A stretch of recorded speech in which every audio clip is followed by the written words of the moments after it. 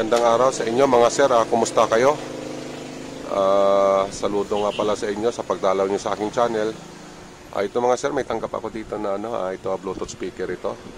Ayan yung kanyang pangalan, MAS. Ito mga sir, medyo malaki-laki din ito. Ito yung kanyang pinaka speaker. Ito naman yung kanyang tweeter. Ito mga sir, ikot ko lang para makita nyo yung itsura nito. Yan yung kanyang design. Yan mga sir, dito naman yung kanyang pinaka amplifier board at saka yung pinaka nito, control. Ito naman yung kanyang decoder. Yan mga switch niya at saka ito, tone control niya. Ito nga pala mga sir, trolley type ito. Ayan mayroon siyang dito sa taas. Ayan na-attack yung handle nito. Ayan, ayan mga sir. At saka ito may gulong din siya. Ayan, ito yung kanyang itsura. Ito naman yung kanyang brand. Ayan MAS. Ayan mga sir. Ayan.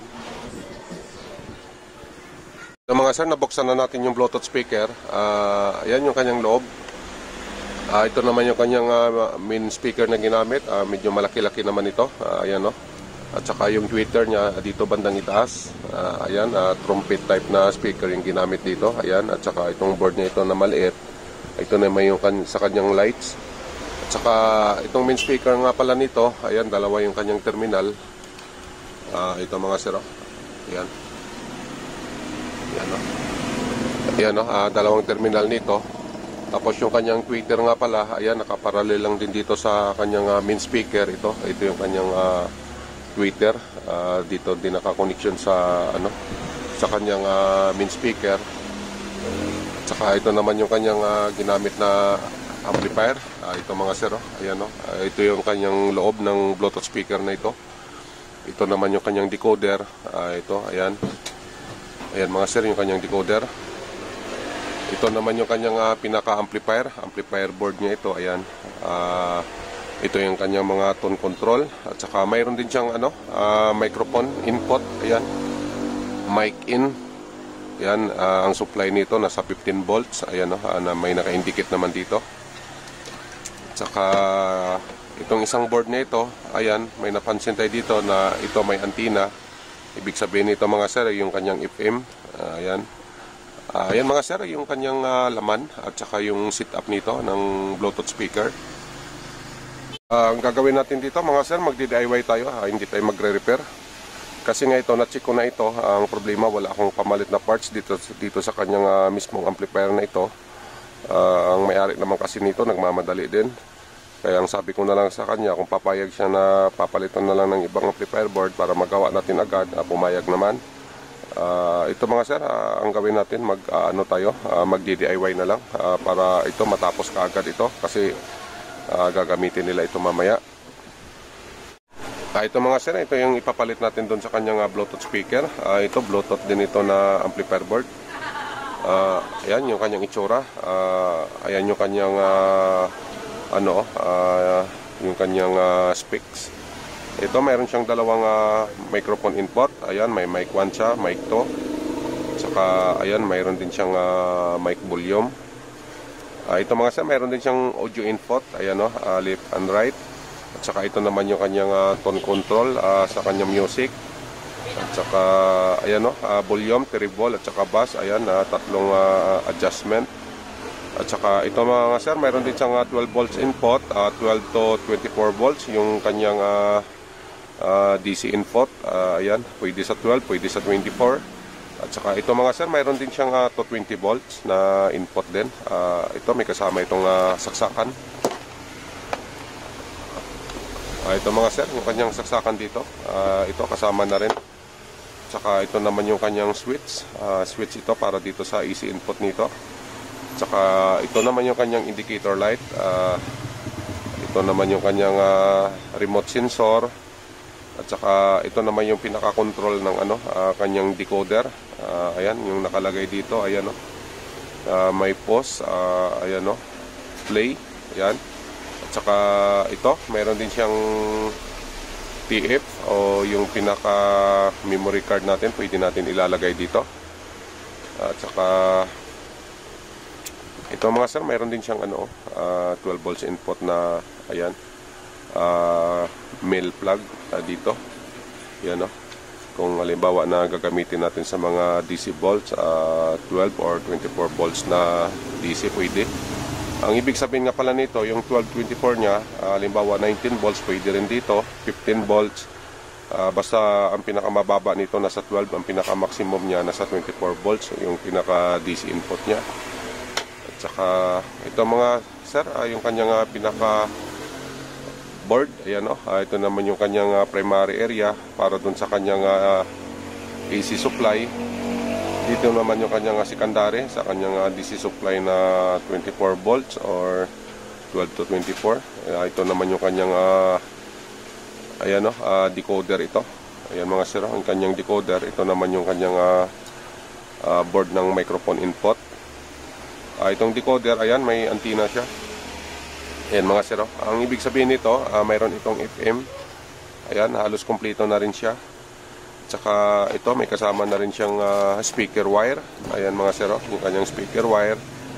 Dito, mayroon siyang terminal. Ayan, terminal input ng speaker ng speaker dito na pang woofer. Mayroon din dito sa kabila yung kanyang tweeter. Ayan, bali dalawang terminal yung speaker out niya. At saka ito mga sir, may remote din ito. Ayan, no, yung kanyang remote. Ayan, no. Ito naman yung kanyang sensor. Ayan, pwede natin itong gamitan ng remote.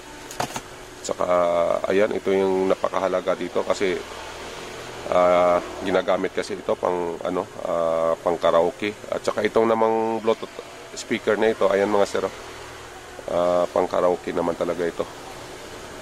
Ito mga sir, ito yung ipapalit natin dun sa kanya. Ang specs naman kasi nito, 8 inches to 12 inches na speaker ang kaya nito. Kaya ito, pasok ito dito sa kanya kasi yung kanya parang ang tingin ko nasa 12 inches din yung speaker niya. Ito kaya naman hanggang 12 inches. Magmula 8 inches hanggang 12 inches na speaker, kaya nito i-drive. Saka ito yung kanyang pinaka-amplifier. Ayan, no? Ayan mga sir, yung kanyang audio amplifier. Ayan, malakas to. Mga ganitong klase na IC, malakas din naman ito. Ayan, no? Ito mga sir, ano natin ito? Magdi-DIY tayo. Ito yung ipapalit natin.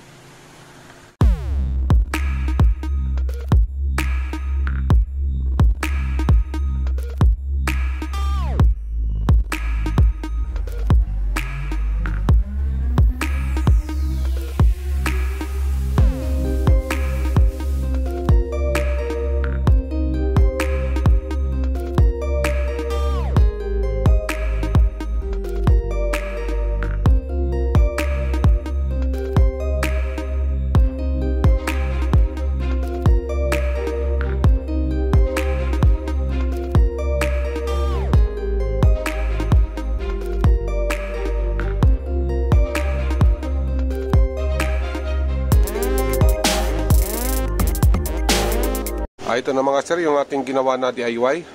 Yan, no?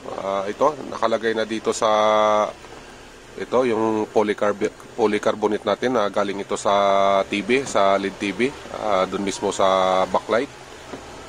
Kaya ito yung ginamit natin kasi wala tayong ibang makuha na materials. Kaya ito, okay naman ito kasi makapal naman ito. Ayan, no? Saka, ayan, matibay naman ito mga sir. Ayan na yung resulta ng DIY natin. Ito nga pala yung kanyang original. Yan, no? Inalis ko yung mga nakalagay dito. Ayan, kasi ang ginawa ko kasi dito, ito yung ginawaan ko ng pattern. Ayan, no? Ganyan, no? Para masukat natin yung kanyang size, yung kanyang haba, yung kanyang lapad. Dito tayo kumuha ng ng guide. Ayan mga sir, ipakita ko lang din sa inyo yung mga tools na ginamit ko sa pag-DIY. Ito.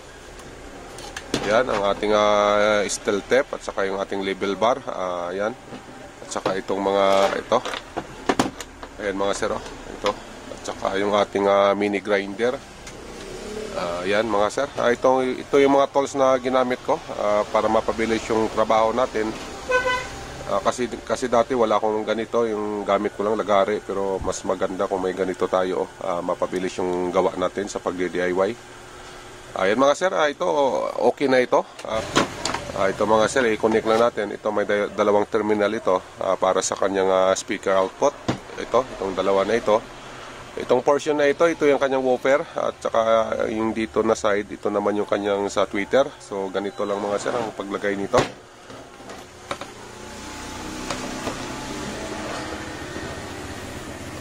Ayan mga sir, ito yung itong terminal na ito papunta doon sa kanyang woofer. Ito dito natin ilalagay. Ayan, nakasulat naman dito na ayan ang woofer, dyan lang. Ayan, ganyan mga sir. Pagkatapos itong isang terminal sa woofer din papuntang kanyang tweeter. Ito dito natin ilagay sa kanyang tweeter na terminal. Ayan.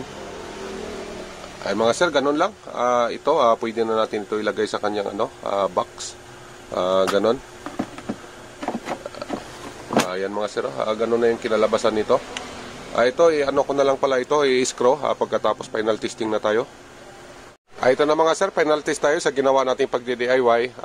Yan na yung ating Bluetooth speaker na ginawa natin. Ayan na, naka-install na yan dyan sa kanyang box. Ayan pala, may indicator light na yan kasi ready for testing na yan.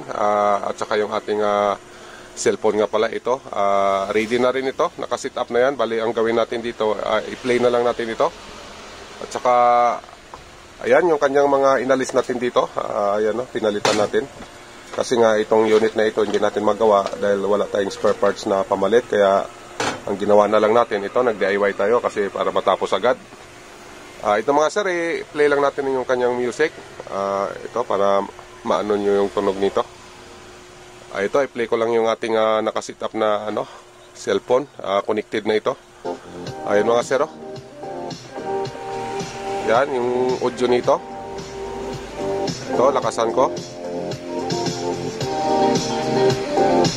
Ayan mga sir, ganun lang yung music natin kasi baka maka-copyright tayo.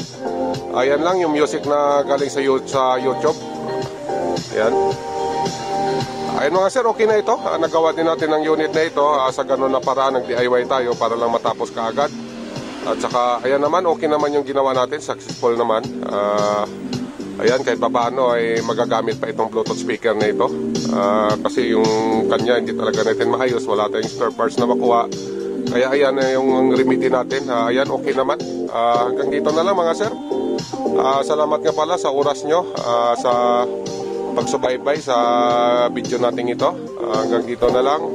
God bless inyong lahat. Mag-iingat na lang kayo lagi.